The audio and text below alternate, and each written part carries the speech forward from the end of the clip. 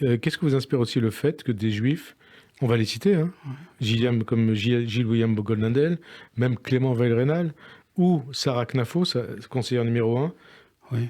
donc soutiennent Zemmour, fassent du prosélytisme pour lui, Oui. ou d'autres aussi financent sa campagne. Des juifs qui se comportent ainsi. Écoutez, je ne comprends pas leur position. Ça me mettrait très mal à l'aise. Ceci dit, moi, je suis pas politicien, donc je ne peux pas réellement vous répondre. Mais sur le fond, je suis un peu choqué, compte tenu surtout des propos qui tient. C'est très choquant. Moi, je suis très, très choqué des propos. Écoutez, plus d'une fois. C'est terrible. Vous avez vu que le président de la République, M. Sarkozy, il a pleuré lorsque on a fait allusion à ce qui s'est passé à Toulouse. Et lui, il dit oui, mais c'est tout simplement du pathos, etc. Donc,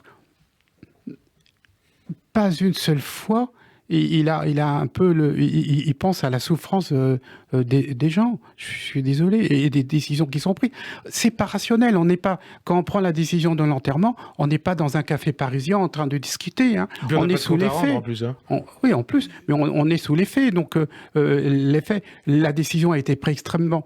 Je ne sais pas qui, mais imaginez peut-être que c'était Eva, j'en ai jamais parlé, mais elle vient de perdre son mari, de perdre 2 enfants. C'est instinctif, la décision. On veut le bonheur de ce qui reste des enfants, et donc on pense, et il y a une pensée profonde qui est surtout une pensée religieuse, hein, une pensée spirituelle avant toute chose, et certainement pas cartésienne, je suis désolé. Et que des juifs le soutiennent. Ça, je comprends pas.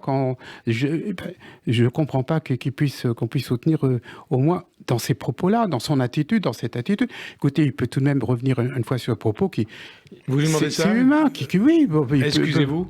Au moins, qu'il se soit trompé. Oui. Qu'il se soit trompé. C'est insoutenable.